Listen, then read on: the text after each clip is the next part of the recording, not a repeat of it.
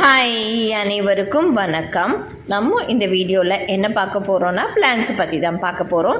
எல்லாத்துக்கும் பிளான்ஸ் பிடிக்கின்றது தெரியும் இல்லையா? பெரும்பாலும் எல்லாத்துக்கும் பிளான்ஸ் பிடிக்கும். சந்தர்ப்ப சூழ்நிலையால் நம்மளால் வைக்க முடியாமல் போகுது.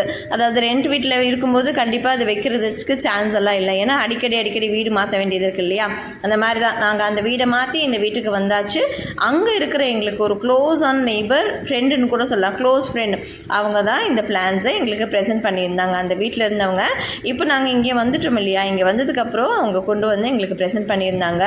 ஸோ இந்த மாதிரி ஒரு மனிதர்களை வந்து நான் பார்த்ததே கிடையாது. சும்மா பேச்சுக்கும் இந்த வீடியோக்காகவும் நான் சொல்லது கிடையாது. இங்கே சென்னைக்கு வந்து பெரும்பாலும் எனக்கு 3 years ஆகிடுச்சு. அந்த 3 yearsல மேக்ஸிமம் வந்து ஒரு 5 வீடு மாற்றிருப்பேன். அந்த 5 வீடு மாற்றும் போதும் எனக்கு இந்த மாதிரி நெய்பர்ஸ் கிடைக்கவே இல்லை, இந்த மாதிரி ஃப்ரெண்ட்ஸ் கிடைக்கவே இல்லை. அதாவது பேசுவாங்க, ரொம்ப இந்த மாதிரியெல்லாம் க்ளோஸாக பேசின மாதிரியெல்லாம் எனக்கு தெரியல. நான் பழகலையா இல்லை அவங்க பழகலையான்னு தெரியல. ஆனால் இவங்க ரொம்ப க்ளோஸ் ஆகிட்டாங்க. இவங்ககிட்ட பேசும்போது ஃபெமிலியராக இருந்துச்சு. ஆல்ரெடி இவங்ககிட்ட பேசின மாதிரியே ஒரு ஃபீல் இருக்கும் இல்லையா? அந்த மாதிரி இருந்துச்சு, ஏதோ ஒரு கனெக்ட் இருந்துச்சு. ஸோ அந்த மாதிரி ஒரு நல்ல மனசு உள்ளவங்கன்னு சொல்லலாம். எந்த எதிர்பார்ப்பும் இல்லாமல் ஹெல்ப் பண்ணுறவங்கன்னு சொல்லலாம். அந்த மாதிரி அவங்க எனக்கு ப்ரெசென்ட் பண்ணியிருந்தாங்க. ஐ எம் ஸோ ஹாப்பி, ரொம்ப ஹாப்பியாக நான் ஃபீல் பண்ணேன். ஏன்னா எனக்கு பிளான்ஸ் ரொம்பவே பிடிக்கும். பெரும்பாலும் வாடகை வீட்டில் இருக்கும்போது பிளான்ஸ் வைக்கிறது ரொம்ப கஷ்டம்தான். ஏன்னா அங்கேருந்து இங்கே மாற்றி, இங்கேருந்து இங்கே மாற்றும் போது செடியெல்லாம் ரொம்ப பட்டு போகுது. நமக்குமே கஷ்டமாக இருக்குது, என்னடா இப்படி ஆகிடுச்சின்னு சொன்ன மாதிரி. ஸோ ஆனாலுமே நான் நிறைய பிளான்ஸ் எல்லாம் வைக்கல, ஒரு குறிப்பிட்ட பிளான்ஸ் தான் வச்சுருந்தேன். அதுவுமே அந்த வீட்டிலேருந்து இந்த வீட்டுக்கு கொண்டு வரக்குள்ளே பட்டு போயிடுச்சு. அது உங்களுக்கே தெரிஞ்சிருக்கும் இல்லையா? ஸோ இந்த வீட்டுக்கு வந்ததுக்கப்புறம் கண்டிப்பாக பிளான்ஸ் வைக்கணும்னு நான் என் மைண்டில் ஓடிட்டே இருந்துச்சு. அது தெரிஞ்சு அவங்க எனக்கு ப்ரெசென்ட் பண்ணியிருந்தாங்க.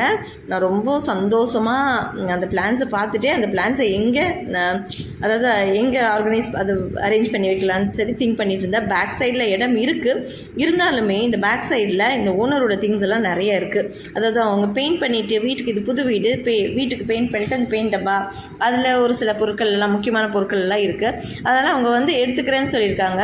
ரொம்பவே ஃபோர்ஸ் பண்ணக்கூடாது இல்லையா? அவங்க வந்து எடுத்ததுக்கப்புறம் அவங்க குட்டி கார்டனாக நம்ம ஆர்கனைஸ் பண்ணிக்கலாம், அழகாக அரேஞ்ச் பண்ணிக்கலாம். ஸோ இப்போ இருக்கிற இடத்த க்ளீன் பண்ணி அந்த செம்பருத்தி செடியை நட்டு வச்சுட்டேன். ஒரு பானை இருந்துச்சு. அந்த பானை ஆக்சுவலி நம்ம வந்து பொங்கலில் இருக்கும்போது பொங்கல் செஞ்ச பானை தான், அது அப்படியே சும்மா இருந்துச்சு. ஸோ அந்த பானையை எடுத்து அந்த பானைக்குள்ளே அழகாக செம்பருத்தி செடியை நட்டு வச்சாச்சு. செம்பருத்தி பூ வந்து நம்ம வாராகி அம்மனுக்கு ரொம்பவே பிடிச்சமான பூன்னு நமக்கு தெரியும் இல்லையா? ஒரு காலத்தில் நான் ஒரு வீட்டில் இருக்கும்போது அங்கே செம்பருத்தி செடி வெளியவே இருக்கும், வீட்டுக்கு வெளியவே இருக்கும், நிறைய பூத்து இருக்கும். காலையில் எந்திரிச்ச உடனே செம்பருத்தி செடியை பொறிச்சு நான் வாராகி அம்மாவுக்கு வச்சு பூஜைலாம் செய்வேன். ஆனால் இப்போ ரேர், எங்களுக்கு செம்பருத்தி செடியே கிடைக்கல. அந்த செம்பருத்தி செடி வந்து அம்மாவுக்கு பிடிக்கும்னு தெரிஞ்சு என்னோடய வீடியோவெல்லாம் பார்த்து அவங்க வந்து எனக்கு செம்பருத்தி செடியவே ப்ரெசென்ட் பண்ணியிருந்தாங்க. அதில் எனக்கு ரொம்பவே மகிழ்ச்சி. நான் இப்போது அதை நட்டு வச்சுட்டேன். அதிலிருந்து வந்த பூவை நான் எடுத்து அம்மாவுக்கு வைக்கணுன்றது தான் என்னோடய ஆசை. அதுக்கப்புறம் இன்னொரு செடியும் ப்ரெசென்ட் பண்ணியிருந்தாங்க. அது ஒரு மல்லிகை செடி மாதிரி இருக்குது.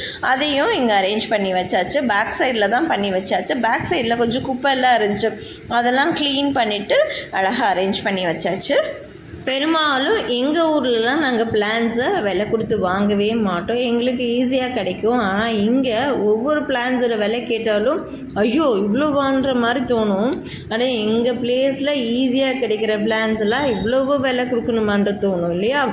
ஒவ்வொரு பிளான்ட்டுக்கும் போய் அந்த நர்சரியில் கேட்டு பார்த்தா 500-600க்கு குறைவாக நமக்கு செடி கிடைக்கிறதே கிடையாது. அதை அழகாக கொண்டு வந்து நம்ம அழகுக்காக வீட்டில் வளர்த்தாலும் வீட்டில் இருக்கிறவங்கள சமாளிக்கிறதுக்குள்ளே நமக்கு போதும் ஆயிடுது. ஏன்னா இந்த பிளான்ஸ் கூடயே எப்போவுமே இருக்கேன்னு சொல்லுவாங்க. வந்தது 2-3 பிளான்ஸ் தான். அந்த 3 பிளான்ஸ் கூடவும் நான் நிறைய டைம் ஸ்பெண்ட் பண்ணுவேன். அவங்க நான் ஏதோ ஒரு ஆக்ட் பண்ணுற மாதிரி அவங்களுக்கு தோணுது போல்.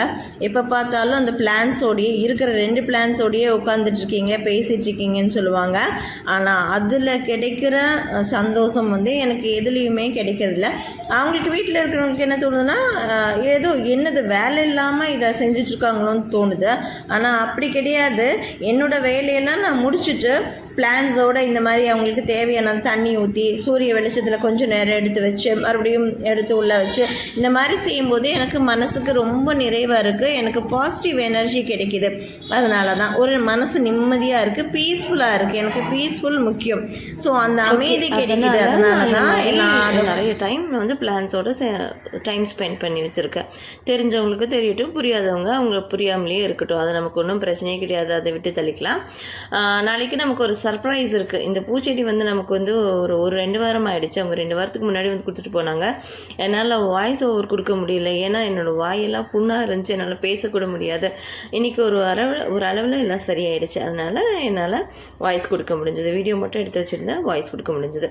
இன்னொரு சர்ப்ரைஸ் என்னன்னு சொன்னால், ஒரு சர்ப்ரைஸ் இது நம்மளை பொறுத்தவரையிலும் ஒரு பெரிய கிஃப்ட்டுன்னு கூட சொல்லலாம். ஸோ அது அந்த நிகழ்ச்சி நடக்க போகுது. அந்த நிகழ்ச்சி நடந்து முடிஞ்ச உடனே அது என்னன்னு சொல்லி உங்களுக்கு வீடியோன்னு எடுத்து அப்லோட் பண்ணுறேன். அது பார்க்குறவங்களுக்கு சொல்கிறவங்களுக்கு, அதாவது ஒரு சிலர் இதுவாக சர்ப்ரைஸ்ன்னு சொல்லுவாங்க, இதுவாக என்ன பெரிய சாதனைன்னு சொல்லுவாங்க. ஆனால் எங்களை பொறுத்தவரையிலும் இது ஒரு பெரிய சாதனையாக தான் நாங்கள் திங்க் பண்ணுறோம். ஸோ அது முடிஞ்ச உடனே, அந்த ப்ரோக்ராம் முடிஞ்ச உடனே அது என்னவோ அதை அப்டேட் பண்ணி வீடியோவை எடுத்து நான் உங்களுக்கு அப்டேட் பண்ணுறேன். நீங்கள் பாருங்கள். அது மிக பிக்கஸ்ட் விஷயமா இல்லை குட்டி விஷயமான்னு நீங்களே எனக்கு கமெண்ட் பாக்ஸில் கமெண்ட் பண்ணலாம். இது இப்போ இல்லை, அதை நான் அந்த வீடியோ, அந்த சர்ப்ரைஸ் வீடியோவை உங்களுக்கு நான் போட்டதுக்கு அப்புறம், ஓகேங்களா? ஸோ அது ஒரு விஷயம். இன்னொரு விஷயம் என்னென்னா, நான் ஏற்கனவே ரெக்வெஸ்ட் பண்ணது தான் இது. நீங்களும் ஒரு யூடியூபராக இருந்தால் என்னோடய சேனலை சப்ஸ்கிரைப் பண்ணி சப்போர்ட் பண்ணுங்கள். நானுமே உங்களோட சேனலை சப்ஸ்கிரைப் பண்ணி சப்போர்ட் பண்ணுறேன். கமெண்ட் பாக்ஸில் கமெண்ட் பண்ணுங்கள், நான் சப்ஸ்கிரைப் பண்ணிக்கிறேன். ஒருத்தருக்கு ஒருத்தர் ஹெல்ப் பண்ணிக்க வேண்டியது தானே. இந்த மாதிரி ஹெல்ப் பண்ணும்போது நம்ம ஒன்றும் குறைஞ்சிக்க மாட்டோம். ஸோ அதுவும் இல்லாமல் யூடியூபர் மட்டும் கிடையாது, அவங்க இல்லாதவங்களும் என்னோடய சேனலை சப்ஸ்கிரைப் பண்ணி இது வரைக்கும் பார்த்துட்ருக்காங்க இல்லையா, அவங்களுமே என்னோடய ஃபேமிலியில் ஒரு பீப்புளாக தான் நான் இன்னுமே பார்த்துட்ருக்கேன். அவங்க சப்போர்ட் இல்லைன்னா என்னால் இவ்வளோ நாள் கண்டினியூஸாக வீடியோஸ் எல்லாம் போடவே முடியாது. அவங்க என்னோடய வீடியோவை பார்த்ததுனால தான் இந்த அளவுக்கு ஓரளவுக்கு நான் டெவலப் ஆகியிருக்கேன். ஸோ அவங்களுக்கு இந்த நேரத்தில் என்னோடய மனமார்ந்த நன்றியை சொல்லிக்கிறேன். சப்ஸ்கிரைப் பண்ணிவிட்டு பார்க்குற பீப்புளும் இருக்காங்க, சப்ஸ்கிரைப் பண்ணாமல் என்னோடய வீடியோஸை பார்க்குற நிறைய பேரும் இருக்காங்க. அவங்களுக்குமே இந்த நேரத்தில் நான் வந்து நன்றி சொல்லிக்கிறேன். கிராட்டிடியூட் வந்து ரொம்பவே முக்கியமானது. யாராவது ஒரு சிறிய ஒரு குட்டி ஹெல்ப் பண்ணாலும் அந்த ஹெல்ப்புக்கு நம்ம கண்டிப்பாக நன்றி சொல்லணும். ஸோ நீங்களும் இதை ஃபாலோ பண்ணி பாருங்கள். உங்கள் லைஃப்பில் நிறைய சேஞ்சஸ் இருக்கும். எனக்கு பிகினிங்கில் இதை பற்றியெல்லாம் நிறைய தெரியாது. குட்டி குட்டி ஹெல்ப் தானே, அதுக்கு எதுக்கு நம்ம நன்றி சொல்லணும்னு என் மைண்டில் ஒரு தாட் இருந்துச்சு. அதுக்கப்புறம் ஒரு சிலரிடமிருந்து நான் கேதர் பண்ணதான் இது. அது மனசார அதுக்கப்புறமா எனக்கு ப்ராக்டிஸ் ஆகிடுச்சு. யார் ஒருத்தர் எனக்கு ஹெல்ப் பண்ணுறாங்களோ அவங்களுக்கு கிராட்டிடியூடோடு இருந்துப்பேன். அதுக்கப்புறம் அடுத்தடுத்த லைஃப்பில் வந்து எனக்கு நிறைய முன்னேற்றங்களை தான் கடவுள் காட்டியிருக்கார், தவிர என்னை வந்து என்றைக்குமே ஒரு இடத்துலையும் கைவிடவே கிடையாது. ஏதோ ஒரு வழியில் எனக்கு கை கொடுத்துட்டு தான் இருக்காரு. So gratitude is very important. அதாவது சும்மா நன்றின்னு வாயளவில் சொல்லாமல் மனசார சொல்கிறோம் இல்லையா, அந்த கிராட்டிடியூட் வந்து நமக்கு நம்மளோட வாழ்க்கையில் அடுத்த படிக்கான ஒரு படிக்கல்னே சொல்லலாம். ஸோ இதையும் நீங்கள் ஃபாலோ பண்ணுங்கள். ஏன்னா எனக்கு தெரிஞ்சது என் வாழ்க்கையில் நடந்தால் நான் உங்களுக்கு சொல்லியிருக்கேன். நீங்களும் இதை ஃபாலோ பண்ணுங்கள். ஃபாலோ பண்ணி நீங்கள் நல்லா இருக்கணும். வாழ்க வளமுடன்.